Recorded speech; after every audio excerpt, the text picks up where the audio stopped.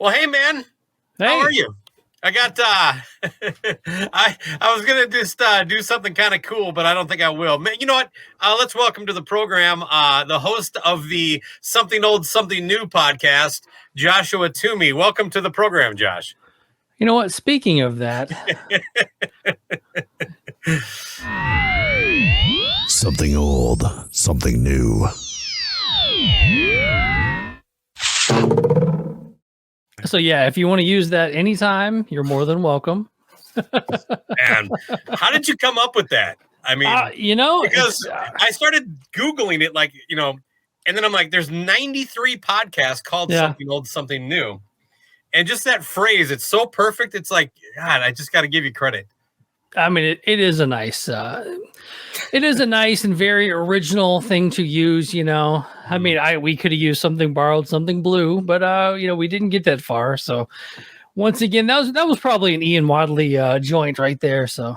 Oh, so you're taking credit for somebody else's work. Okay. Well, I'm like the loose cannon of Diablos and Podcastica. So I got you. Yeah, I know. When you first hit me with that, you like to bust my balls quite a bit. I never give it back either. You know what I mean? I'm a sponge. I just take it. But your timing could not have been worse. I was like, motherfucker, I am just sick of this, man.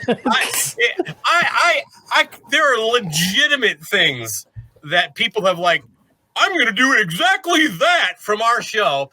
And I never say anything. And even if I intimate it, I'm fucking criticized. But man, I fucking share a meme.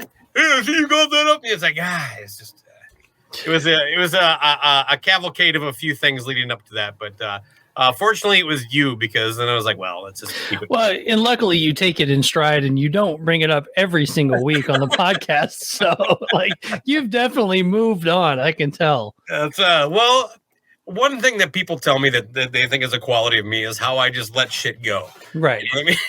And just keep looking forward, man. Just bounces right off you. And like I told you, man, I steal everything from Decibel Geek. So so it's kind of like us. They take from us, then you take from them. Well, it was funny because I said that to you about something old, something new, and then they're like, "Oh, look at you! You interview somebody that was a part of a record, and you ask them all about it." I'm like, "Yeah, totally stealing it from you, there, Decibel Geeks."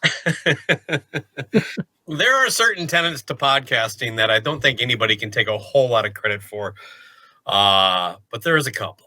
But I did invent the RSS feed, so.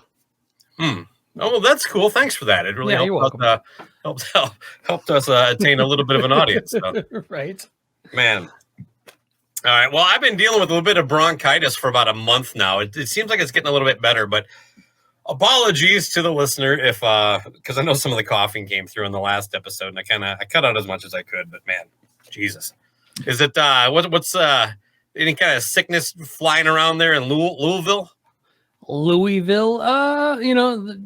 Yeah. I mean, I guess it's whatever's going around. I don't think I really got it. Melissa got pretty sick there for a little bit.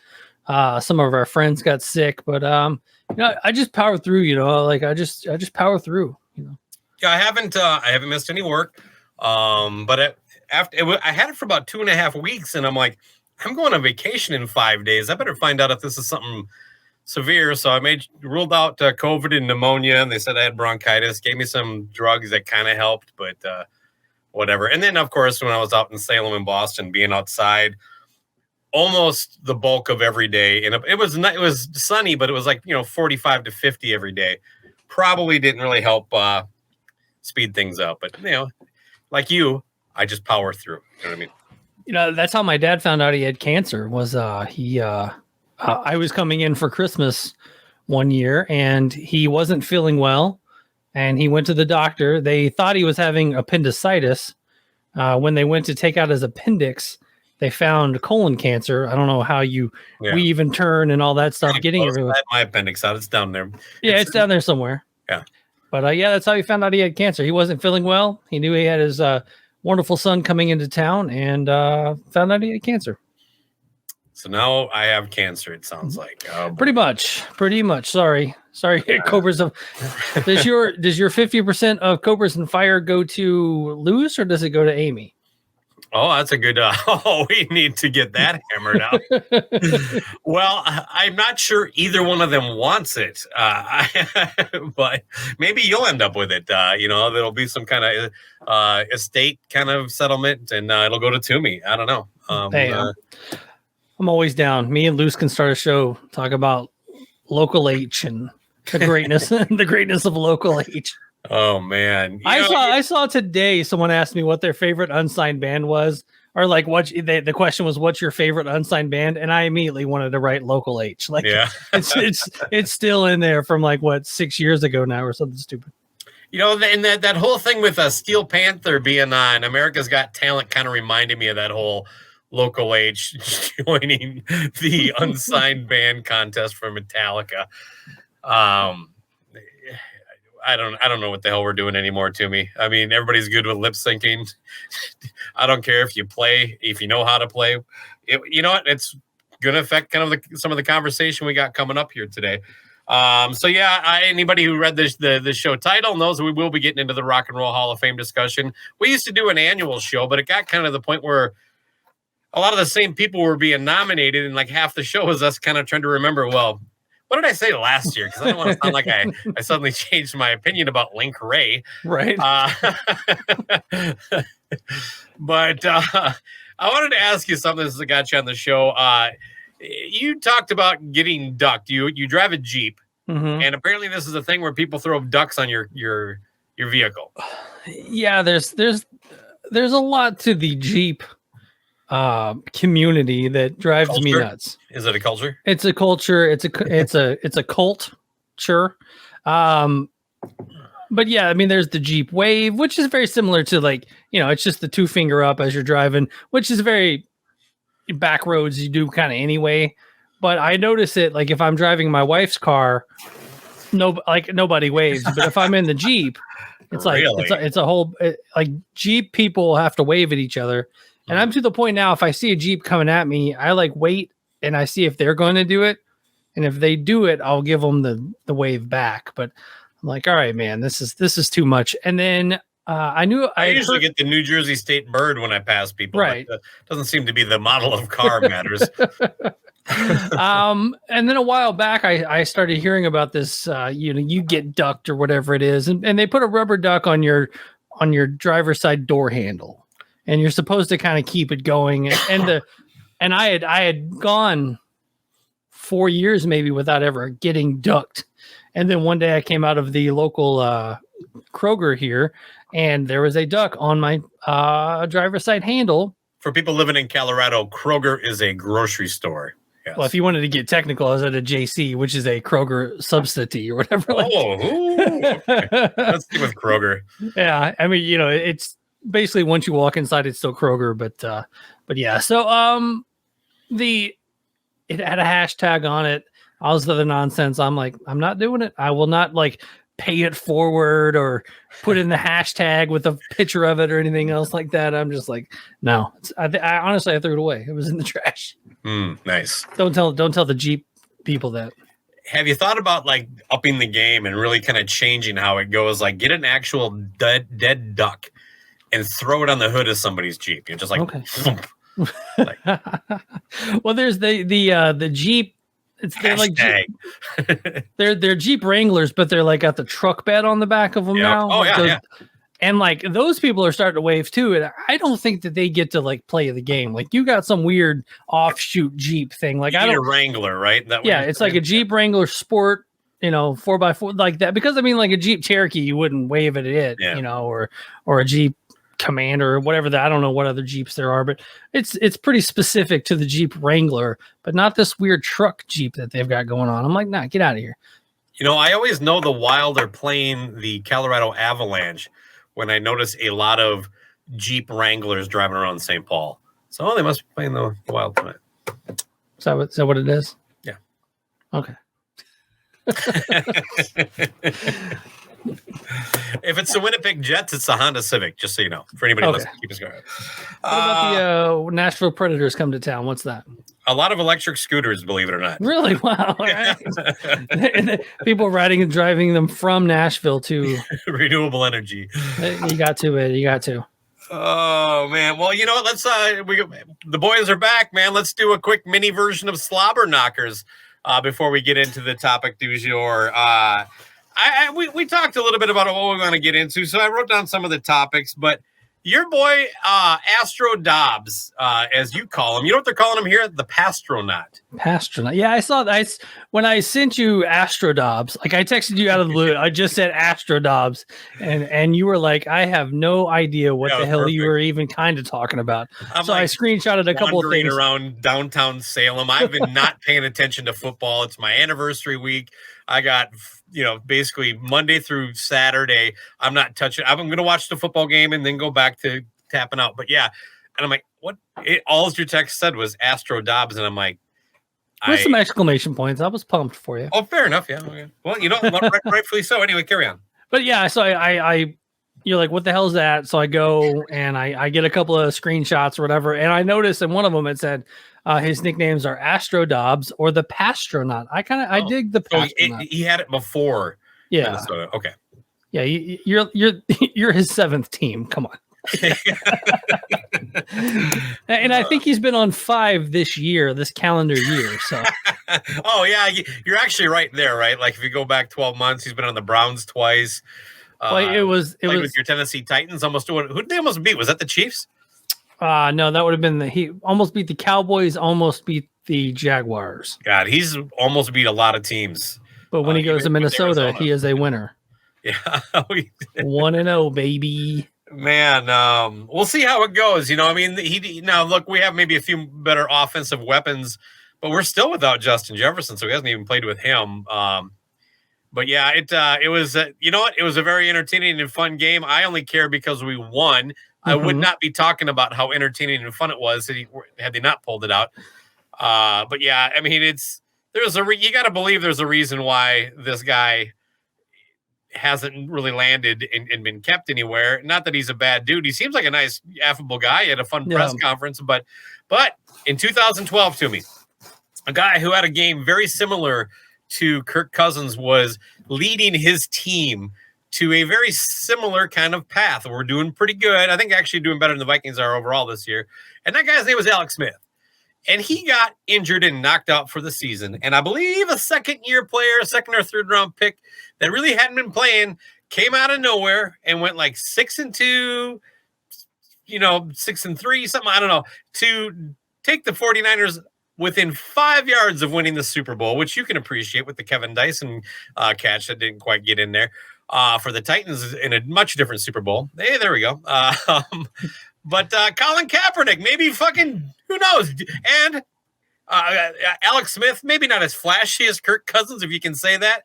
Very similar, immobile kind of game. You get this guy who has a little mobility to him, little lanky, goofy, awkward body, and can run around and fly around. And maybe, I think I just said the Vikings are going to lose the Super Bowl this year. It sounds about right. I thought you were going somewhere else with the Alex Smith, where Alex Smith took his team to the playoffs, lost to the Tennessee Titans, and then next year a no-name quarterback out of Texas Tech takes over the Kansas City Chiefs, and we never heard from him again. No, mine are 2 mid-season replacements. Statue quarterback by running quarterback, team kind of trending in the right direction.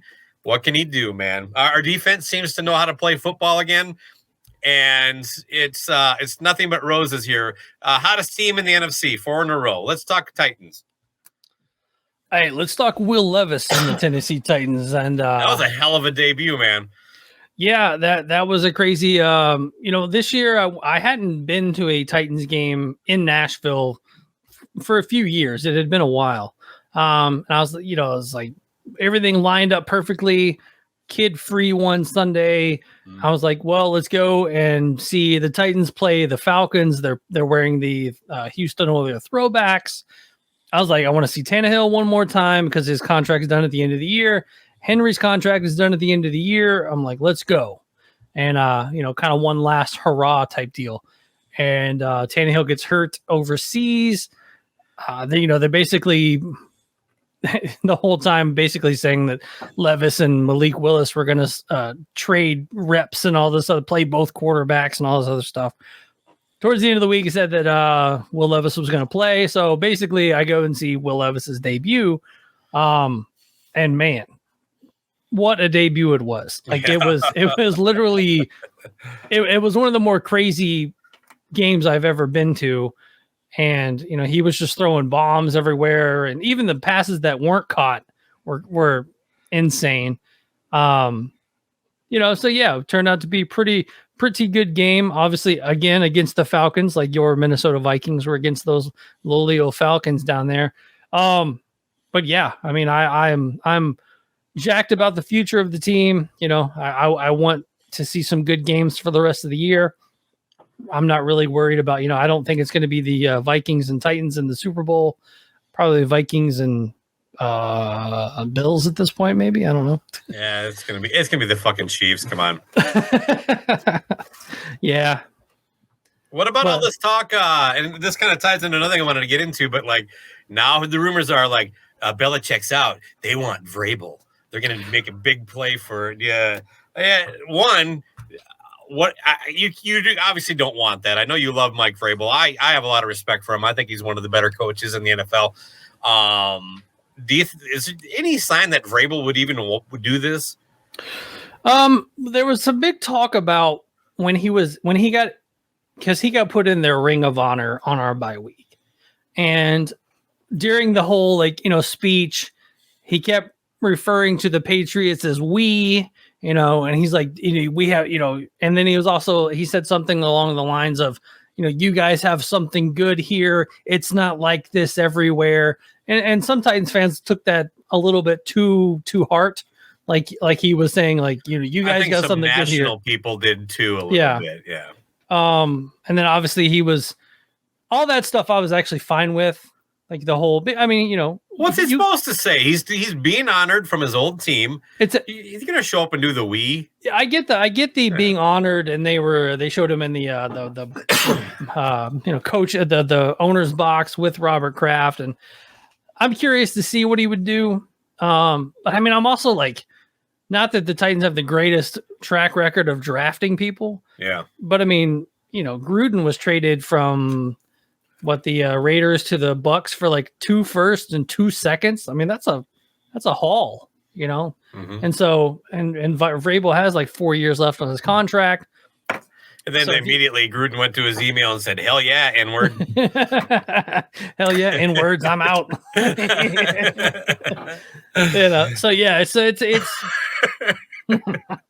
I don't know, man. It's at some point, I mean, he's some crazy stat of the last 16 games, he's lost 12. We've lost 12, So it's yeah, I don't know where I would be, but I like Vrabel. I'm a big Vrabel fan.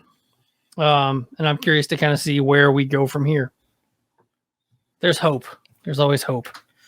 Well, what I wanted to get into that kind of ties into is one of the disappointing things about the football season for me this year is the flood of all these fake NFL news sites that are sponsored ads in my feed. And it's here. I screen cap some examples just for today, like a site called NFL Banter. It's a picture of Cooper Kupp and Charles Woodson, who, by the way, retired. He's already in the Hall of Fame. He's been retired that long, right?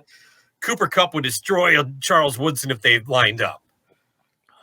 I'm going to go through here and pull up a few more of these. Of course, something called USFL Network. Josh McDaniels had issues, and it's a big picture of Josh McDaniels looking crazy. And then, there's always a link to some bullshit story with all this stuff. Something called Jukes. Nice. This will be the last one I share. Jukes. The Josh McDaniels firing is already paying off. As we're recording, Josh McDaniels has not been the Raiders coach for one game this season. The Raiders had 0 22-plus point games with this season under Josh McDaniels. The Raiders had 0 games where they scored 22 or more points. They've already had 1 over 30 with their new coach. Hell yeah. And it's just all this hot take nonsense that And the thing is, like, there's a thing on Facebook where you can go show me less. You know what I mean? Yeah. And I guarantee some of these sites I've blocked 3 or 4 times too. They just keep coming back. Yeah. And I'm not getting less. It's doing the opposite. It's like back in the day when anytime you unsubscribe to something, you knew you were now going to be flooded with more of whatever you wanted to get away from. I don't care about this stuff. I don't want to see, oh, this proves LeBron is better than Jordan. No, it doesn't. Did you read the article? How do you know? Carson Wentz, full circle. No, it's not full circle. That's like it's like a full triangle. It's like it's not even nothing's connected. It's like, well, he was Goff went to Detroit for Stafford, and Wentz was unemployed all year, and now he's Stafford's backup. Full circle. No, it's not. I don't know. You have to see this shit as much as you. My favorite stuff is it's like Justin Jefferson traded to the Titans. And, oh my God! And then it'll just say, and other trade rumors or something like that. You're like, what? It trails off. The headline will be like, Justin Jefferson trading to division rival. ... In this proposed trade by some jackass that nobody knows. Blockbuster trade. Yes. What was it when I saw? The thing is, I clicked this one. So I'm my own worst enemy too, because I clicked this one, but I'm like, I got to find out what bullshit this is going to be. Vikings look to part ways with $36 million defensive player, and I'm like, our biggest. I think Danielle Hunter is our highest paid defensive player, and he makes $20 million. So I'm like, where are they going here? How are they going to put this all together? And it's Jordan Hicks, who has made $36 million over his entire career. And they're thinking maybe they won't sign him after the season. Oh. There's still half the season. This really isn't news. And you and I both know at least one guy that reads this stuff and fucking uses it as like gold. But man, it's just, it seems like whatever. People need to like just stop clicking, I guess. It's the only way to get rid of it. I think we should take these lessons and put them into our podcasts and our podcast headlines. So, from now on, it'll just be, let's say 5-finger death punch and list a new member that is a huge star and other things that may happen. Are you familiar with my petition to get Kiss Me Some Phantom of the Park remake? Yeah, I signed that years ago. I appreciate that. By the way, your support means the world to me. I used a lot of that in those. I made a bunch of stories where I would just to kind of fuck with the Kiss fans. But I remember one of them was like, Paul Stanley rumored to Paul Stanley. I implied that Paul Stanley commented that they were going to record new music for Kiss Me Some Phantom of the Park in one of those stories. And then like you go to it and it's like, boy, it sure would be cool. I haven't heard no word from Paul Stanley if this is or isn't true. You know what I mean? Yeah. But yeah, it was really Paul Stanley, Pawl Stanley. Raven Simone may be playing Dr. Devereaux. Wouldn't that be cool? So anyway, you're right. We probably should, hammer that stuff down. But then people are gonna get mad. They're gonna be like us, like, fuck this. I ain't listening to this shitty podcast. Well, what's different? Oh man, I guess, yeah. It really wouldn't affect anything. So all right, well, enough on that. You texted me another thing that I wanted to get into that you made. The text just said, God, the Chiefs are insufferable. I think something like that. and a friend of ours is going to think that we're talking about this just because of him. But I kid you not. Before the season started, there was like, I was listening to one of the national shows, and how they just kind of like they're just trying to fill time basically. So they come up with things like, who's someone that you've just had enough of? And my mind went right to Travis Kelce. I have had enough. And this is before the season. I'm like, great fucking player, Hall of Famer, would gladly have money on my team. But that dude, I don't need any more of him. I don't need to see him, his mom, his brother. I don't need to hear about this fucking family. Him and his brother replaced the fucking Watts as the most annoying, fucking spoiled, never had to fucking work for anything in their life, white fucking people in sports.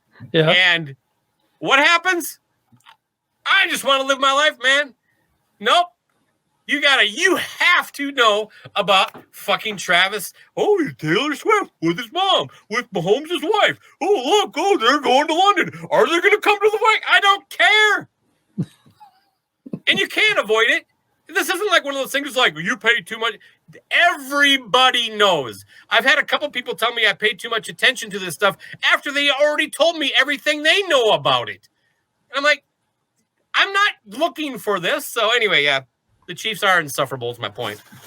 Yeah, I mean it's commercials, it's every single commercial. It's the Taylor Swift thing put it over the top. But yeah, it's even like the local radio in like Nashville, which I mean I guess the Taylor Swift side of it would be more of the angle there, but I mean I still have to hear about it there. You know what? Actually, I am sick and tired of, and I don't know if this happens in Minnesota, if you listen to the local sports talk, but there are fans of other teams that, and I'm listening to the flagship station of the Tennessee Titans on my iHeartRadio app. I do not live in Nashville. I live 3 hours north. Yeah. That call in and they'll be like, I am a Cincinnati Bengals fan, but I think that the Titans need to do this. And I'm like, why are you listening to local sports talk in a town that, I mean, I get it that they're just in their car and it's on, but it's easy. You have a smartphone. You can listen to iHeartRadio out of Cincinnati and listen to them talk about Joe Burrow. But there are so many people. And the other day, there was a caller that called in and said, as a Titans and Steelers fan, I think that, and blah, blah, blah, blah. I'm like, you cannot do that. It doesn't work that way. Like, you get to be a fan of a team. I can appreciate other teams. Yeah. I appreciate the Vikings. There are a lot of teams I can put on TV and appreciate. Sure. I would never be a fan of another team. I would never claim to be a fan of another team, but it's insane. Like two team people drive me up a wall. I thought the Titans were going to be a team I would appreciate longer. Not the Titans. I'm sorry, the Chiefs. Because you got Patrick Mahomes, who, look, man, he checks all the boxes as far as a fan. Yeah. He really does. He seems like a solid dude. I mean, other than when I watched that quarterback show, I'm like, God, he's just a bit of a whiner with his wife. He's just like, oh God, do I gotta go do this? But if that's the word, honest to God, that's nothing. You know what I mean? He seems like a good teammate, a good player, obviously a good player. But delivers a fucking couple Super Bowls. Nothing wrong with that. I thought it was gonna be kind of like the Bulls or like the Patriots when Brady was there. As much as I would have hated to have been a fan of the other teams in that division, because it's bad enough here with the Packers having that nice run of two quarterbacks, but they never really had the level of dominance that we've already seen from the Chiefs. And of course, we know the whole history with the Patriots, but I never got sick of watching a Super Bowl with one of those teams. I don't think I can handle, even if the Vikings are playing the Chiefs, I think I might just tap out. I'll check the score the next day. We know that's not happening. I cannot stand to see another fucking second of his mom. And I just don't fucking need it, man. And Taylor Swift. And again, I bitched about this on our show, but show them, but show everybody else too. You know what I mean? Don't be so glommy and so needy. The NFL was doing okay before Taylor Swift, pretended to date Travis Kelce and pretended to enjoy hanging out with his mom and Patrick Mahomes' annoying ass wife. And now it's insufferable. I can't, and I was already at the edge with Kelce. I just can't. I feel you. Yeah. There's nothing worse than a Chiefs game starting and they go, and just so you know, she's here. Like, come on now. God, it's just, have some fucking dignity, NFL broadcasting. Hey, but you know what? If me and you were calling a game, 100%, we'd say she's here. I think it would be kind of fun for the two of us to call a game. Yeah. Actually, let me get another gripe off my chest since we're talking football gripes. NFL color analysts walking all over the play-by-play people. Like it is driving me nuts. And it might be a Titans thing because our color analyst is Dave McGinnis, former coach, and Mike Keith is one of the best to ever have done it. So when they play back Titans touchdowns, it's like right in the middle of the call, the other guy will, and just scream over top. I'm like, fucking shut up until he's done making the call.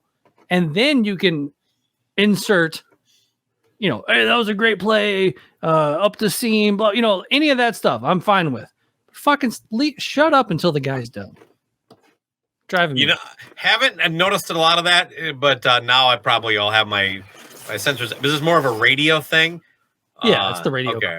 Oh, we have our play-by-play guy drives me up. As you know, Paul Allen. He is just I don't mind the super fan attitude that he brings to it. That's kind of fun. That he is like, I am a Viking broadcaster. I'm going to sound disappointed when it goes bad and overexcited when it sounds good. It's everything else about him, how he thinks he's on the team, to me. He really does. Like, he's just the worst. Paul Allen is the worst. But, unless you had anything else, because I've been kind of hammering through this. I did want to end on the whole debate about the tush push. This has kind of been like should it be illegal? Should it not?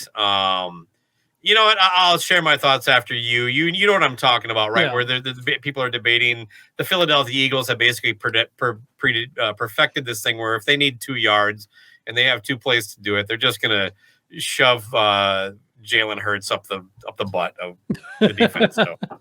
Yeah, it's the quarterback sneak on steroids because you've got the quarterback sneak for a long time was. You take the ball and you either go left, right, straight. You find the hole, you get your half a yard or whatnot. Being able to be pushed that extra yard, half yard or whatnot. I guess I'm indifferent on it because it hasn't happened to us negatively. Okay. And then I actually saw in the Titans game, the first game with Levis, they actually did it twice on like a 3rd and 1. I'm like, and it worked, or it worked. So, but the Vikings are the worst at it. We had one game where like they insisted on doing it like 3 plays in a row, and each time we lost like 5 yards. Yeah. So it's definitely. I'm not a fan of the play in theory, but I guess if it's legal, it's legal at this point. It hasn't been legal for very long, I don't think. Yeah, no, you used to not be able to push a player. Yeah. I would, get rid of the pushing part and then 2 things to amend it. Get rid of that. I don't think you should really be able to get behind somebody and just push them, especially as a designed play. It's one thing if it's like a sweep and you're close and a guy comes up and just fucking helps push him like he's blocking. But when it's like, all right, everybody, we're going to have this guy behind him and we all get around. The other thing is I'd like the NFL to start actually calling that all the half-second false starts the Eagles do on theirs. They seem to have perfected the snap where basically the guards and tackles, you watch it, they're just right ahead of the snap of that ball. And the other thing is like, for some reason, I don't know what they're doing differently. I know they have a great offensive line. And also Jalen Hurts, apparently is for his body type, he can also like bench press about 4,000 pounds. So he's got super strong legs and, or not bench press. What's that called? Deadlift squat. Yeah. There we go. Squat. He can squat a ridiculous amount of weight for a guy his size. So he's very strong. And that's why one of the reasons it works. Also the false start thing makes a big difference, but for whatever reason, when they line up, you don't see anything but this like 4 foot deep wall of green with no gaps. And when I see any other team do it, I'm like, Well, there's space between every lineman on the line. So I don't know if it's as simple as just squishing everybody in. But yeah, I'm not a fan of the play. It's boring and it's predictable. And it's kind of like the extra point, which they said this is too automatic. Let's do something about it. Just they made that rule change only for keeping things spicy, keeping it interesting. I don't want to see that play used that often, especially in an important game. So I don't know. I'm just not a fan. Change the rule, but you know what? Just get it back to like a regular quarterback sneak, and then do what you're gonna do. Whatever. There you go. All right, man. Topic du jour: the Rock and Roll Hall of Fame. The 2023 ceremony has happened, and man, I gotta tell you, you know, it just seems like it gets kind of weirder and weirder every year.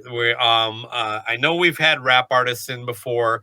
I know we've had country artists in before, but let's actually start with let's hammer down the actual inductees here. So in the performer category, we got Kate Bush, Sheryl Crow, Missy Elliott, George Michael, Willie Nelson, Rage Against the Machine, and the Spinners. And then they have a category for musical influence. They got DJ Kool Herc, and Link Ray finally gets in.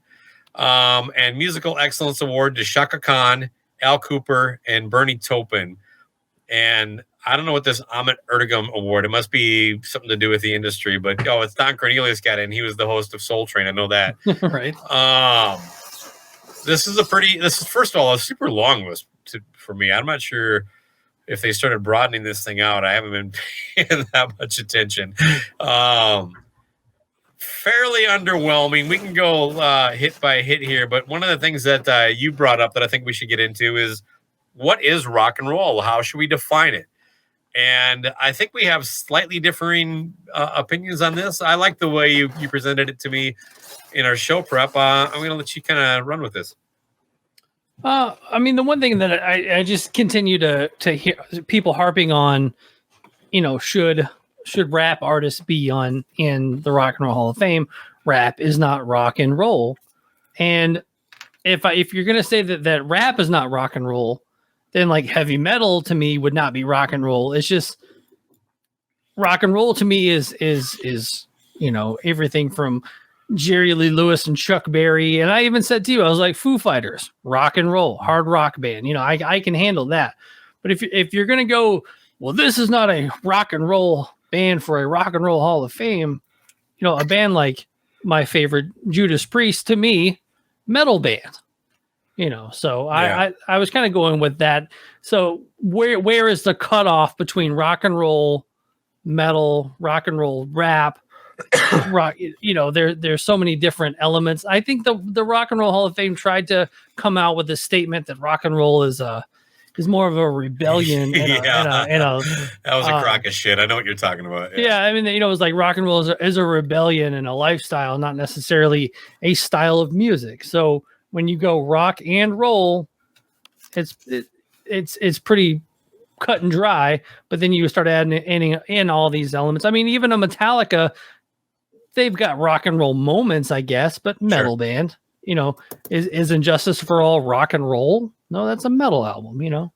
So, you know, to the metal point specifically, I think, and there's other genres that you can apply this to. The definition of what was once considered a metal band is now a rock band, and I'll use Kiss, Alice Cooper. Nobody considers them metal now, but they were definitely the forefront of metal at the time, you know.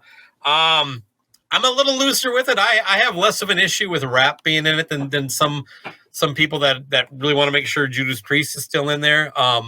For me, I have a bigger problem with country artists in there than I do with rap, because to me the tenets of country they really differentiate. At least, well, everything's kind of mushed together now, especially with, I mean, country music is basically pop music now, but historically, country music has had, as a matter of fact, the Country Music Awards were just last night, and Jelly Roll had a big win, and he's about to fucking headline a few metal fests this summer. So that just shows you that what's country has changed quite a bit. But country, I think fiddles, I think lap steel guitars, I think kind of when it's upbeat, it kind of has that shuffle beat to it, and then ballads, and then of course your twangy singers. And I'm not going to get into those lazy stereotypes about my dog died and my dad, look, I don't care about the lyrical topics. That is less about what makes it that. For me, rock and roll has evolved more naturally. And it did, but it's always, it starts with the blues. It's 4/4 beat. It's electric guitar. And, and then you kind of put these other elements. Like anytime rock and roll pulls in a country element, it sticks out.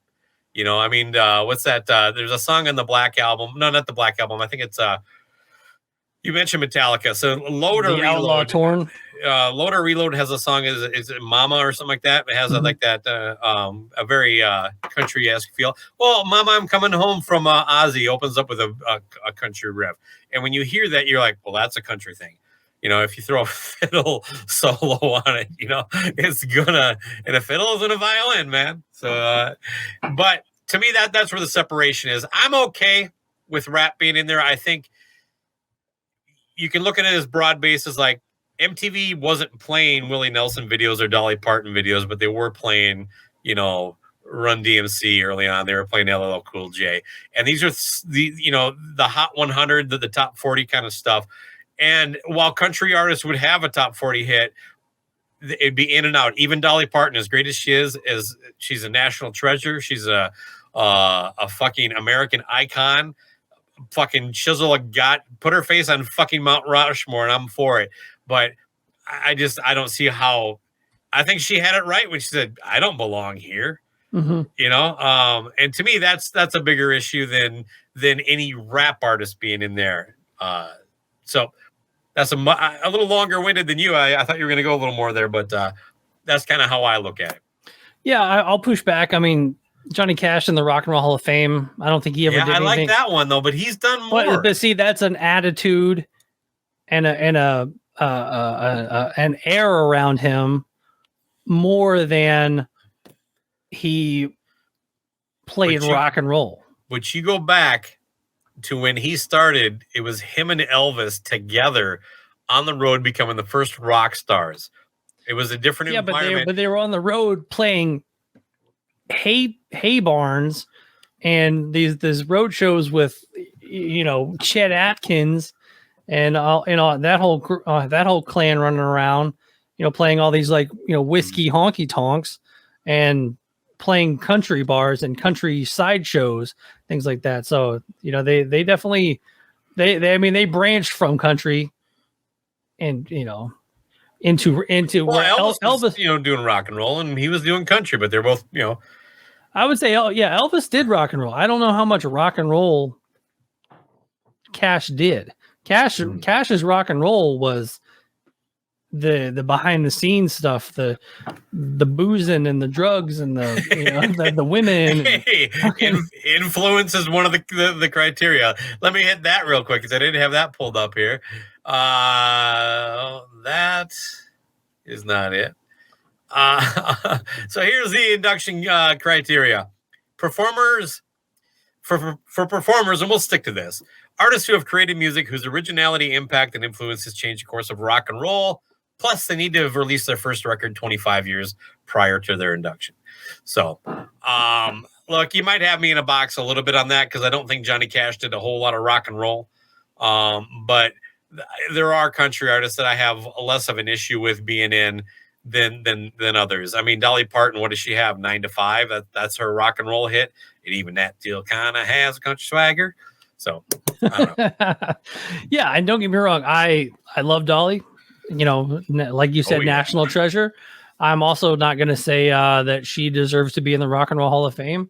And if you ask me, does Judas Priest belong in the Rock and Roll Hall of Fame? Absolutely. Okay. There are but I think when you think about it, so you were kind of pushing back on this whole the elitist, almost at the metal guys that are no rap. you're right. kind of like, rap okay, is crap. Like I'm on board with you 100%. Like, just because you don't like rap, you're not really looking at it objectively. I think rap actually holds enough of the elements of rock and roll. It doesn't have to be everything I said, but it has enough of it, so you can still make the impact. Yeah, and I think that, like I said, I'm not saying Metallica shouldn't be in. I'm not saying I'm blown away that there are a lot of bands that are still not in. Like what is it, like Foreigner still not in? It took them way too long to put Kiss in. Things like that. Like there's a lot of rock and roll, hard rock, metal bands out there that still could be in. And we're getting close to, should Pantera be in? Should Korn be in? I mean, fucking Limp Bizkit's coming up. Like you've got all those bands coming up that were big at the time that could be quote unquote Rock and Roll Hall of Fame. I mean, like we're about to get into, Rage Against the Machine got in. That's a very, they got in because a great band. Only a couple records, maybe one, maybe two records that people give a shit about, but the politics, everything else around them got them propelled into the Rock and Roll Hall of Fame. And, so you've got those bands. You've got, I personally don't think that Dolly should have gotten in, but I mean, she's more than welcome to be in, she can be in the Football Hall of Fame. For all I care. There is that aspect to her. It's just like, it's like, hey, just come on in. Don't worry about it. Yeah. Just Dolly Parton, but there's, I think the definition of rock and roll is so loose when it comes to this. Because I mean, if you want to add guitars to what makes rock and roll, then electric guitars. Electric guitars into this. That was my quote. Is all I'm saying there. Carry on. But I mean, that's like that. Then that's Run DMC. That's Jay-Z. Yeah. You've got all these like popular rap Beastie songs. Boys. Yeah. Eminem. Mm-hmm. So yeah, I mean, fucking. The jump. Plus, they're all 4/4 in rap, man. Yeah. There is no 7/5 syncopation beats typically. Maybe some of the newer stuff where it's like you don't even know if you're listening to music or not, but that's kind of a different thing. But I just think the Rock and Roll Hall of Fame is so broad that it's so encompassing of so many different styles. Where if you go, well, why isn't Judas Priest in the Hip Hop Hall of Fame? You're like, well, you kind of know why, because I mean, but there's no. Well, how come Aerosmith isn't? Oh, box. There it is, right there. You're in the box. Well, I mean, they could be put in on an influencer or a something groundbreaking like thing or something like that. Put Anthrax and Public Enemy in. Well, now we are talking about something just a little bit different, because I do think I like the expression that I made up, by the way. No one else ever said this before. The toothpaste is out of the tube. I think you either accept what the Rock and Roll Hall of Fame has embraced or you don't. Yeah. It is pointless to talk about like why rap's in there. It's in there. Why country's in there. It's in there. Suck it. It is. I was shocked Willie Nelson wasn't already in there. I was like, how? Wait a second. I would have, honest to God, I would have said, yeah, he's been in for like 20 years. I had no idea that he was waiting on. Dolly Parton seems like a weird one to me. I would not have guessed that she was already in, but whatever. You just put her in. If you're going to have Willie Nelson and you mentioned Johnny Cash. Yeah. Fucking throw in Dolly. That's what I'm saying. What have they accomplished that she hasn't? I mean, give me a break. Yeah, and a lot of times it's just push back on that metal elitist. Yeah, because it doesn't seem like Springsteen fans, that ilk of rock guys get too irritated with this. It's really just, and largely, you know what? There's a bit of a reason for that, to me. Metal gets the fucking shaft from this. Yeah. They're like, well, we already got Metallica in. Do we need to put another metal band in? Yeah, you do. Yeah. There's other ones. Well, I thought it was just they treat metal like what's where they play the Masters, Augusta, where the Augusta golf course treats black people. Well, we got one. Do we need two members? It's just like, Jesus. I thought you were about to go into your Eddie Trunk about your. A lot of people don't know. Well, this is the Rock and Roll Hall of Fame. This isn't the Heavy Metal Hall of Fame. Ace paid for my seat. But yeah. Yeah, Eddie needs to lighten up. His opinions out there, you know what I mean? It's okay to think that. You know, by the way, it's not okay to continue to act like you have some kind of axe to grind. It's just the Rock and Roll Hall of Fame. Who really cares? But. And I will say that I wonder how the Rock and Roll Hall of Fame will change with Jan Wenner being out. With John Sykes taking over, not that John Sykes, by the way, but a different John Sykes. But that was for Stephen Michael. Yeah, there we go. You got to say it. You got to do it in the Stephen Michael voice. Oh, thank you, Toomey.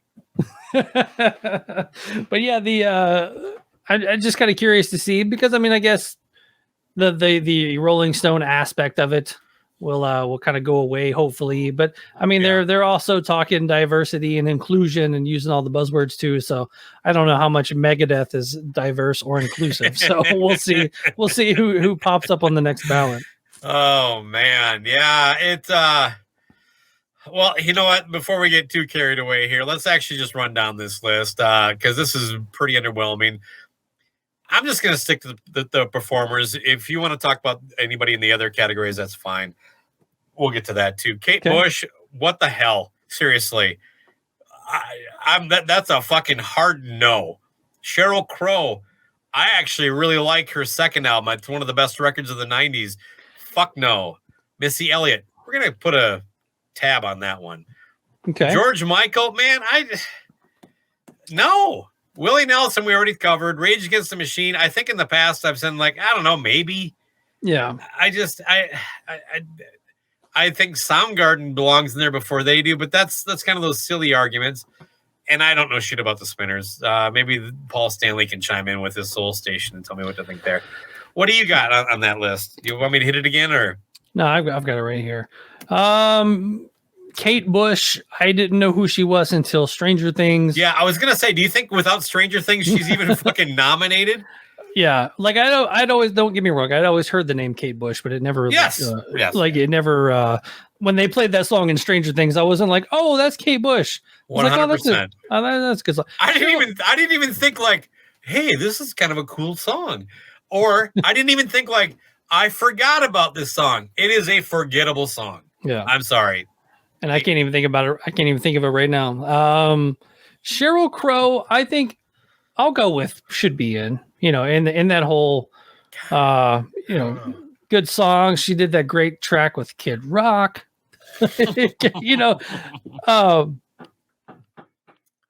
she had her moment. So, I'm sure. Yeah. I mean, I'm not mad at her, but, and she's a Titans fan. So, oh, well, there you go. Right. Missy Elliott, I've just known that over the years, she producer plus in front of the mic. Let's come back to that one. I got to. George Michael, some hits there. I'll take that. What's tough with this stuff is to me and you and to most people, George Michael's a couple tracks, and I'm sure that people, celebrate the entire catalog, to where like we're going to argue Rage Against the Machine only had 2 records and they only had 3 songs that people care about. But like, so did George Michael. George Michael had a few tracks that people really loved, and he was, dancing with his butt on MTV and one monster record, one kind of pretty damn big record. Yeah. So it's tough. It's tough when it comes to the rock and the metal, how we look at rock and metal, and we are very like, that band only had, Guns N' Roses, 1.5 albums, 2 albums tops, but they are still massive and they are still a huge name. But, you've got Appetite for Destruction. You've got most, pieces of, if you go back to an early episode of Cobras and Fire, they've got one really good record out of Use Your Illusion. And then, the other stuff that happened since then. So it's like to everybody else, it's like Guns N' Roses, massive band, but they are not much bigger than musical output, not much more than like maybe a George Michael. How about that? But the fact that you're kind of tying into what I would say there, and I don't think it's a metal thing when it comes to the opinion I'm about to share. The Beatles, gigantic catalog, multiple massive albums. Springsteen, Although I'll use him as an example of like, without Born in the USA, he probably isn't in. But because of Born in the USA, he goes in by himself, and then because we have to, 20 years later, the E Street Band goes in without him. That was ridiculous, you know. So I get why, like, I understand why Guns N' Roses is in there for one record, but they changed everything. I'm way more. I think they started what grunge kind of finished when it came to that hair metal scene. It was really this kind of first earthy, rootsy, kind of just real vibe that connected with people that really didn't give a fuck about docking. But also were like, you know, cool with other non-rock stuff. Nirvana, same thing. It's one record really with them, but it changed everything. Outside of that, you're talking about bands like AC/DC, Led Zeppelin, long careers, a lot of stuff. Kiss, they only put the 4 guys in for the 6 most essential records. And I get that right up until they tell me they're going to put the E Street Band in without Bruce Springsteen. They're going to have a separate thing there for that. Then I'm like, well, fuck it. Put everybody in. Why do you have these kind of like silly little, like, where there's no like real rhyme or reason? It's just like, we feel like it today. Yeah. And I'll use that to shift into Missy Elliott. I remember when Missy Elliott played at the Super Bowl halftime show, and it was like, it was said like enthusiastically, like, holy fuck, aren't you excited? And I'm like, oh, she's still what's she gonna do? Like, you know. And once I heard she was nominated, and I redid this after she got it, you know, inducted, and then prepping for this, I was like, did I miss something? It's like, I think she's not. Personally, I wouldn't put her in the hip hop Hall of Fame, or rap Hall of Fame if you want to do it. To me, if you can't hit your own genre's Hall of Fame, you're not even eligible for the Rock and Roll Hall of Fame. You know what I mean? And now, not my cup of tea, so people can debate that on their own. Maybe I'm wrong about the rap thing, but I found nothing that I missed along the way. It's Work It, and what's her other? She had 2. Get Your Freak On. Get Your Freak On. And neither one of those were fucking massive. I mean, they were everywhere, but I still think she's kind of one of those people where it's like, who's Missy Elliott? Because it's been 20 years since anybody even talked about her other than the Super Bowl. And now she might have been, I'm not, the behind the scenes stuff, it does matter to a certain extent, but she never had the impact of those, like when we talking about Nirvana or Guns N' Roses, she never had that impact. She didn't really elevate rap or female rap. She shouldn't be the first female rapper in the Rock Hall of Fame. I mean, Salt and Pepper are fucking more relevant with the impact they made than she is. We're not talking about them. She was inducted by Queen Latifah, the first name most people think of when it comes to female rap. I just don't get it. And then she's on Good Morning America. They're not even mentioning Dolly Parton to me. Dolly Parton's inducted to the Rock and Roll Hall of Fame, and you're going to share 10 minutes with Missy Elliott? What happened? When did we start giving a shit about Missy Elliott? I'm not mad at her. I don't care. Well, Missy Elliott and Dolly Parton are 2 different years, but no, they both were inducted this year. No, Dolly was last year. No, Dolly was this year. You haven't named her off one time. This year's performer category: Kate Bush, Sheryl Crow, Missy Elliott, George Michael, Willie Nelson, Rage Against the Machine, and the Spinners. Why don't they have Dolly on this list? She was last year. Nope, she was this year. Because that was last year when she... Oh, no, you're right. I'm sorry. She was at the ceremony. She recorded this record that's coming out. Yeah. I stand corrected. But yeah, having Missy Elliott on, and I mean, it's tough. I mean, if you can go, you're a frippa dipper yep, you know, you're in. It's frippa dipper dipper. Moving on to Willie Nelson, I think is one of those that you know. Oh, so you have no pushback on my Missy Elliott take? I mean, I'm not going to die on a Missy Elliott hill. Like do you disagree with me? I mean, am I missing something, or does it just seem very underwhelming her entire career to be considered for the Rock and Roll Hall of Fame? I mean, she is a songwriter, groundbreaking producer, label executive, and video trendsetter. Bakko. Yeah, I read Wikipedia too. But none of these things are like okay, in every field she's done, if 10 is the top and 0 is the bottom, she's in that 6 to 7 range at best. She was behind the Moulin Rouge with Pink and Christina Aguilera. Good for her. I just don't get it. Look, again, I'm not angry at her. I think she's had a nice career. I would gladly take her success in the music industry. And I'm not saying she didn't work hard and do a lot of stuff, and she didn't work with really great people and elevate things. I'm saying she's not a fucking Hall of Famer. And I think what's happening is that we are shifting into this zone of music that fame has replaced greatness, and she's not even that fucking famous in my book. It's just I don't know. Well, it is that point where like the Baseball Hall of Fame kind of gets it right, where they induct one person or no 2 people, zero. No, they've done 0. Yeah, like to where like the NFL, it's like a minimum of like 7. Like there's like how can you have a Hall of Fame that you have to induct a minimum amount of people? It's like you're either you are or you aren't. There were that many people. There aren't that many people. And I get that there's thousands more NFL players every year than baseball players, but it's crazy that. And if there's a certain number for all right, well, this is a TV product now, so the Rock and Roll Hall of Fame has to induct 7 people as performers. Then you have to like find 7 people that are Hall of Famers for your for your television product, right? And then. So that's where, and then you. But to me, that dilutes the whole point. Exactly. I mean, that's the point I'm making. Yeah. Oh yeah. Oh, I'm sorry.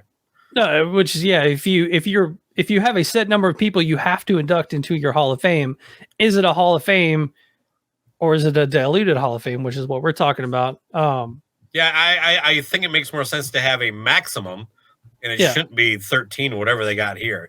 I think 5. Yeah. And then because then you just kind of keep putting. Not only that, but you're also like, you're for the business end of it. You're going now. We can kind of spread out some of these people over the because we might run out. You're already fucking putting in Missy Elliott. What are we gonna do next year?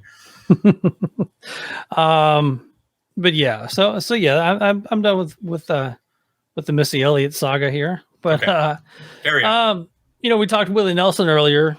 I mean, what is he rock and roll? Sure. Does he play rock and roll? No. Yeah. And that's the whole thing with Willie. And again, bananas that he's not been in before. And I think just in case because I was so long-winded, you never know if you actually tie a point together. I'm okay with the Rock and Roll Hall of Fame's umbrella and their definition of what gets in and what doesn't. Mm-hmm. I think when it becomes a sticking point, it's like, really, you're going to put in this country fuck? Meanwhile, this obvious actual rock and roller is left out. That is a little frustrating for the fan. But, I mean, that doesn't mean this person doesn't belong in there. I don't think Missy Elliott belongs in because she's not a Hall of Famer. That's it. All right. Okay. Nothing to do with the fact she's a woman, black, or a rap artist. Right. I'm good with all of those. So yeah. It's just her. Yeah, you got a vendetta against the Cobras and Fire. The number one Beyonce. Apparently, Missy Elliott's my new target. So. I'll give her this though. I'll say something nice about Missy Elliott. She's fucking way more talented than fucking Beyonce. And she's getting her ass in there. Oh, she'll be in there soon enough. Yeah. Probably a year before she's even eligible, just because. Yeah, the new Beyonce rules. Anyway. All right. Moving on. I don't know. Yeah, I feel like you like to say that. Moving on. Are you hosting this or me now? I don't even know. Yeah, Carrie. I thought you were working your way through the list. Maybe. That's right. Okay. Yeah. All right. Yeah. So Willie Nelson, again, is he rock and roll? Yes. Does he play rock and roll? No. Should he be in the Hall of Fame? Years ago, probably. Rage Against the Machine. I think in our our Rock and Roll Hall of Fame nominee episodes we've done over the years, I've always said that I do believe that they get in, they should be in. I think that they are kind of in that Nirvana vein of something different at the time, and spawned a whole, if you want to say that they're one of the grandfathers, the fathers of nu metal, then absolutely. And and I, with personal connection of that, seeing that Freedom video for the first time on MTV and blowing my mind, and I didn't necessarily love it at the time. I got more into it over time, but I think that they are more in that Nirvana vein where they have one, maybe two albums that people care about, and then but they definitely got like 4 total, I think. Yeah, I think. But yeah, I mean, you give me the debut, the self-titled, and then Evil Empire, and then you can have the Battle of Los Angeles or whatever. And the Tom other Morello, who is on the board, was the only member to show up, and he gave a very Tom Morello and almost a Rage Against the Machine kind of speech. Yeah, I did not watch the speeches. I did see where his son was playing his guitar, and fucking blew my mind, like how good this kid was. I don't know how old he is. Like, he looked to be about maybe 11 or 12, but he was doing all the whammy pedal and the playing it, and I was just like, all right, there you go. Guitar player Hall of Fame for sure, Tom Morello. Yeah. Yeah, definitely with the antics of the guitar. I loved in the original Rage Against the Machine record, it's like every noise on this record was made by a guitar. I remember they had to put that stipulation out there. Very different players, but a guy that you definitely have connect. Well, you care a lot about is Dimebag Darrell. I always compared those two, not for what they produced, but their approach was like, it was so mind-blowing, and they would do these things that a lot of times, by the way, as a guitar player, were very simple, but nobody had done before. And they, at the same time, it seemed like by album 3, like they kept trying to do it, but they couldn't recreate that just beautiful magic they had on the front end. But they both approached the guitar in a very unique and organic way, and very inspiring. So, yeah, Pantera should be in the 100%. But yeah, like I'm all for Rage being in. I do think that a band like Soundgarden should have been in before. But that's kind of the one that of the grunge bands that are getting in. I think that Chris Cornell, Soundgarden, I think you and I said that though. Like I think one of the last ones we did, we were like, does Soundgarden get in? We're like, yeah, I suppose. We kind of like, almost like my feeling on Rage was the same way as like, I guess, I don't know. But then I'm like, but if you ask me if Chris Cornell belongs in, I'm like, 100%. Right. Yeah, and it's weird to look at it that way because Soundgarden was his main catalyst. So. Yeah. So of that era of bands that are kind of coming up, is Pearl Jam in yet? Yeah, they have to be. Yeah. They are 100%. Yeah, I think I ended the whole whatever, never mind with their performance of Alive at the Rock and Roll Hall of Fame. Yeah, so we're getting into that era of bands that are kind of that could be in. How about nu metal? I heard you were a fan of that. Do you? What nu metal bands go in? You mentioned Korn. I think they should be a lock. But anyway, I don't know what year are they eligible. What was their first album? 94. So they've been eligible for a while. Oh wait, no, am I doing 94? It's coming up soon. No, 22 they would have been eligible. Wait, hold on. Come on, math's hard. The 2020 2014 would have been 20 years, so 2019 they were eligible. Is that how math works? Okay. Yeah. So of those bands, if you just want to say like change the game, moved music going this direction type thing, then I would say yes, that Korn should be in. I'm not going to fight people and say like, oh, Fred Durst should be in, or Limp Bizkit, or musically, this one's too close to home.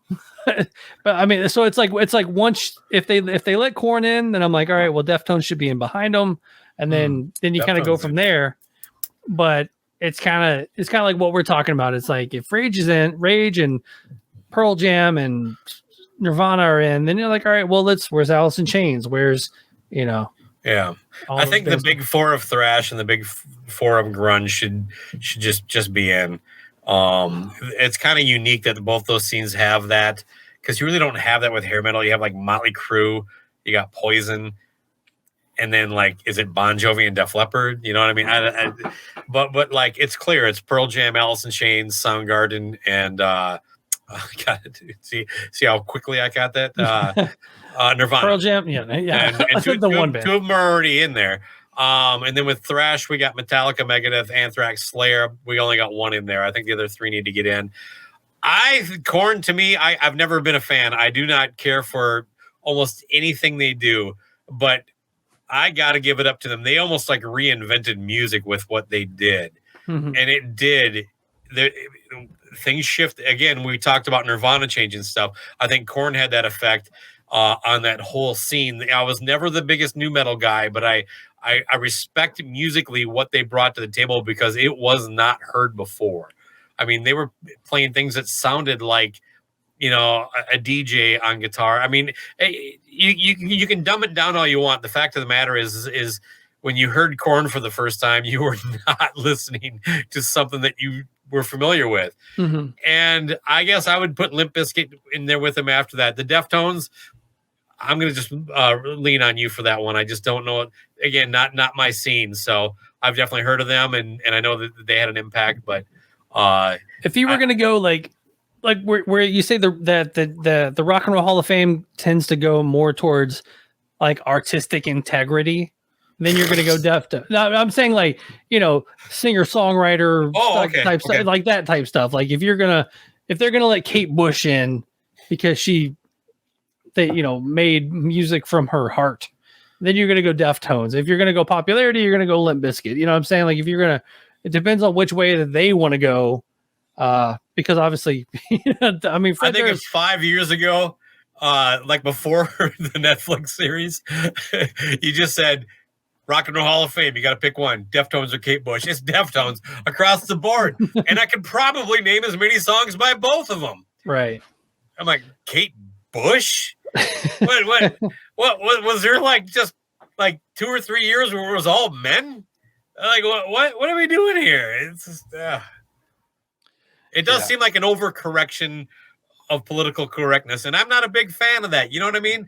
I don't like people who abuse the word woke. I'm a fairly progressive guy. I'm okay with greatness being acknowledged, and there's nothing great about Kate Bush's career. And I'm glad that she held on to her publishing. That doesn't mean she's amazing. Jesus. Taylor Swift is getting in on the first ballot too, by the way. Oh yeah, she'll be there. She's rock and roll. You know what? I'll give it up to her. I think she's done enough on both country and pop side. We'll throw pop as rock. Like she hasn't, like I said, I made fun of Dolly for only having like one kind of rock song. You know what I mean? I think Taylor's got a solid country career and a solid pop rock career. Even though I think it all sucks, and she belongs. You're going to say that her becoming a billionaire after her sold out stadium tour. I want to know if all these same people that have been telling me what a great human being she is, that also think that every billionaire is a giant piece of shit, can now start admitting that she's a giant piece of shit. It's like no rich person has ever used charity to deflect from what a horrible human being they are. Jesus. Anyway. Taylor Swift and myself, same high school. Nice. I did not know that. Is that true? Yeah. Let's let the listeners decide. Toomey's making it up. I'm not making it up. Hendersonville High School. Look it up. The Spinners.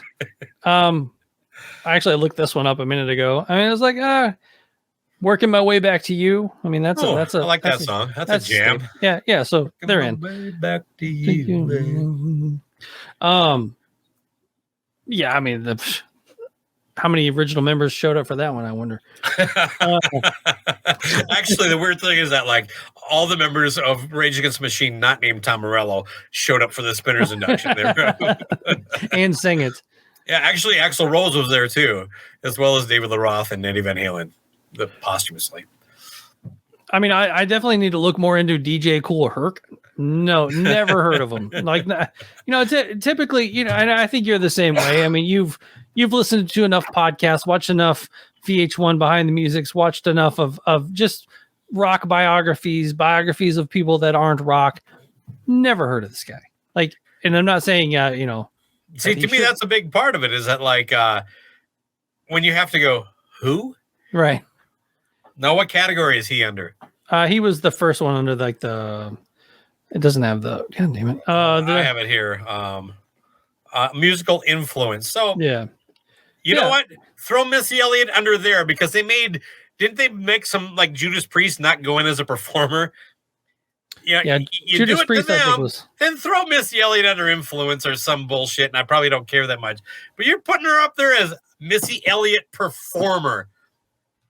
Not I mean, you don't even have one song that changed anything.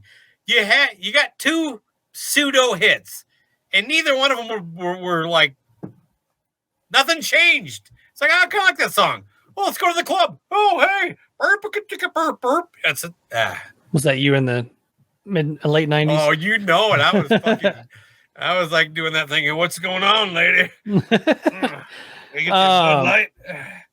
Link Ray, we've talked about in the past. I mean, just the fact, he invented the power chord. I mean, you kind of got to be in the Rock and Hall of Fame if you invent it. How do you invent the power chord? I don't know. He's like, you know what? What happens is you have tiny fingers and you go, God, these chords are hard. What if look at that. I just need two fingers and they're not that far apart and I can play everywhere. The musical excellence section, Shaka Khan. Yeah, come on. Al Cooper, producer. And then actually this one's kind of crazy that Bernie Taupin is just in as the Excellence Award. I mean, he's basically half of Elton John. Like, if you no, unlike the E Street Band, I kind of get this because there's been a lot of look at Elvis. Look at how many people wrote his songs. Yeah. But Elton John gets in because he's Elton John. You don't necessarily go, well, we kind of got to bring him too, right? Right. So you do it separately like this. So good for him. Yeah. I mean, for look, we have a lot of young listeners too. Do we? No. Bernie Taupin, of course, the lyricist for Elton John, his entire career. The weird thing is I always hear him referred to as lyricist. So you never talk about melody. So I wonder if like he just would scramble all these words down and like Elton would go, I'm not burning in my hand. I was like, so I'm curious how that worked out. I never really dug into it. I didn't see Rocket Man. Good movie. I enjoyed it. I'm sure that it wasn't factually correct and 100%. Actually, Elton John didn't do that. When he came out of the record store, he went left instead of right. Go to the dirt. Yeah, those are the kind of facts that people are disputing. Like, yeah, that was actually a right turn on State Street, not a left. Actually, if you went to the Sunset Strip, that's not exactly where they lived. They actually live 2 houses down from there. This is all bullcrap. Spot on. I didn't find one thing off in the dirt. No, that was a that wasn't a biopic. That was a documentary. Like, I don't. Okay. And then Don Cornelius. Yeah. Good for him. Fucking Soul Train, baby. Hell yeah. Is he still alive? I think he died in 2012. I think I read that a minute ago. Or he's still alive and Don Cornelius. Well, all right, man. I think we've covered it. We just released the episode where we talked about Kurt Gooch, and I've already received 2 hate mails based on that one. So hopefully I can fire up the Missy Elliott crowd a little better than I've really been unsuccessful. I hear the Beyonce fans, the Beehive, are really tenacious, and yet as much as I poke the Beehive, they never come at me. Maybe I can get the Missy Elliott people to come at me and tell me what a fucking idiot I am. But Missy, congratulations. You do seem like a nice person. And, I'm glad you're doing pretty good. She had Graves' disease or something. I don't know. So good to hear she's hanging in there. All right. And you too, Willie. Fuck, 90 years old. Yeah. That's one dude I've never seen live I'd like to go to. But, funny thing about Willie Nelson is, one day, if you have this wonderful thing called Spotify, You can just like, you'd be like, you know what? I want to listen to this band. Like, you don't have to go to the record store. You don't have to go home and make sure you have it. You don't.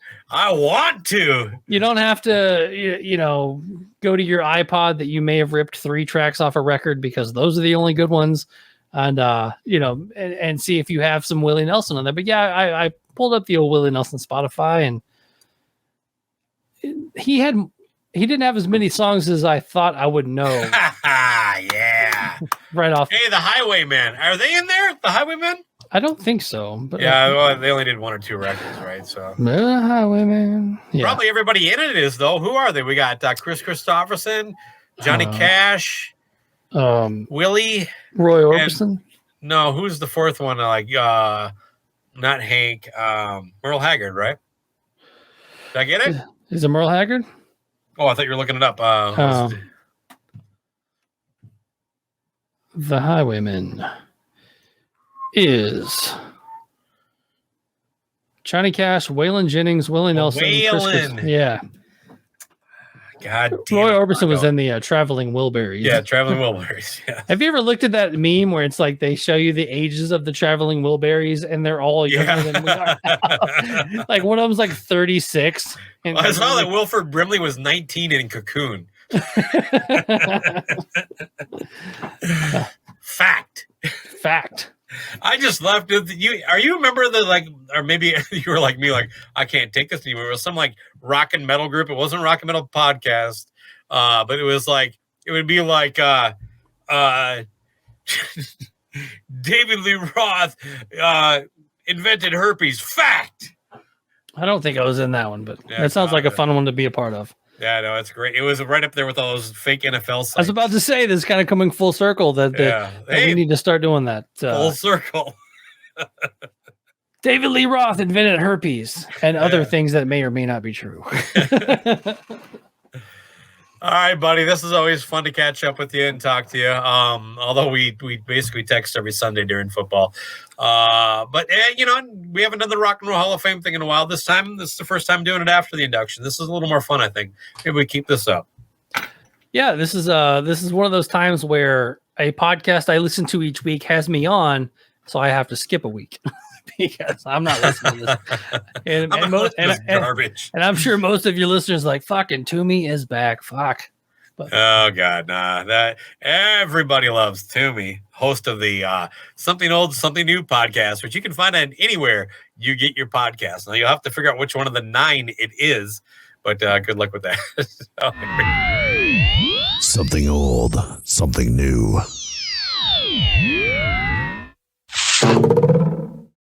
Hey, hook me up with that voice guy.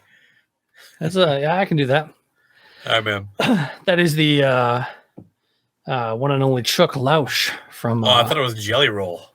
No. Congrats to Jelly Roll though. That was a cool speech. He's got like a little WWE in him. Like when he gets on the mic. It looks like Bam Bam Bigelow. Is that what you were saying there? That would be pretty sweet. Maybe he could go for that as Halloween. He's going to be a Rock and Roll Hall of Famer. He's already famous. So, when I interviewed him a long time ago, he said he was going to do a rock album too, which has not happened yet. So we'll see. Yeah. Well, I mean, us staunch metalheads will hate it because we can't accept anything that isn't exactly like what we listened to when we were in high school. So.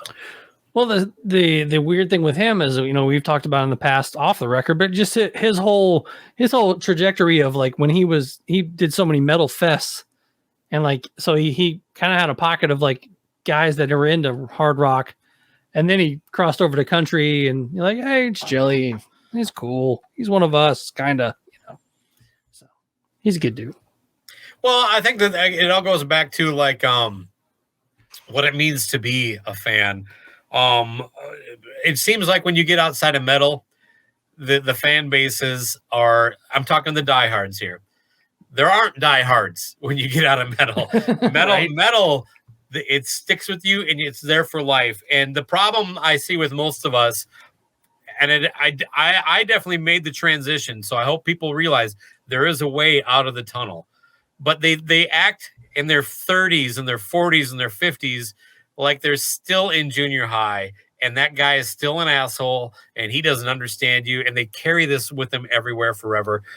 And it's kind of a burden because people just don't care that much, and it's okay. Yeah. Oh, hey, middle school, high school me and me now completely different when it comes to how I like the whole, if you don't like the band, don't wear the t-shirt. Like that was me 100% in high school. Like, and I was to the point where I never wanted to be questioned. Like, oh yeah, name 3 members of that band or name, like, and if I didn't have the answer, I would have been like, oh fuck, I'm a poser, but I'm to the point now. I'm like, fuck, if you want to wear a shirt, wear a shirt. Like if Kim Kardashian wants to wear a Slayer shirt, Slayer. I'm sure Slayer's that's a bridge too far. I'll tell you this. So seriously, I would like to see us go back to like, I bought this shirt at the concert. That is the only place you can get it. Why not? Why not just have concert only merch when you're arena or stadium band? I don't want you to sell it on your website. I don't want Kiss selling Madison Square Garden final show shirts. Go to the fucking show and get that shirt. Why not? Why not just give people that one memento? Because we don't even have ticket stubs anymore. Just let them have this one thing. Like, I paid $90 for a fucking Gildan t-shirt because I can't get it at Target. I can't get it online. I can't go to anywhere else and get it. Why not? Just make those t-shirts there only. I'm with you on that one. Make tour specific shirts. If you can go to Hot Topic and get the one with the blank back or the whatever. But if you want a Bakko saw them at whatever shirt, whatever club or whatever stadium that you were in Minneapolis, they were at Target Field for all I care. They you can get that shirt at the show only. But yeah, I'm with you on that one. Let's do that one. Let the Kardashians go to a fucking Hot Topic, and then you don't worry about it because like, well, that's a poser shirt. And then we're back to that. Okay. All right, buddy. I love you, and thanks for coming on. Everybody, check out the Talk to Me podcast and his up and coming show, Something Old, Something New, because I let things go and I don't beat a dead horse. So make sure to check out New Pod over on notfest.com. Oh, yeah. You know what? I didn't give you any chance. You have so much shit going on. Just, is there anything else that Not Fest, Toomey Fest? Toomey Fest. Yeah, basically right now, all my interviews from Louder Than Life will be trickling out 1 or 2 a week over on Notfest YouTube, Notfest Instagram. The Notfest Instagram numbers are pretty nuts, but nice. Make sure to check it out on the New Pod / Talk to Me feed. It's just one feed, but both shows are there now. All that good stuff. And then, I'm here quarterly on the Cobras and Fire podcast. Yeah, it's been a while. All right. Well, anyway, and I hope the 2 people that listened to Slobberknockers last year are happy that we kind of threw kind of a mini, little episode there for you. Absolutely. All right, buddy. Have a good night. You too, man. All right. We could have done Rock's Not Dead. Rock's not dead. I thought about it, but I'm like, yep. Oh, God damn it. Now I want to do that. I'm still recording, so. All right, hold on a second. I'm just going to get that in here.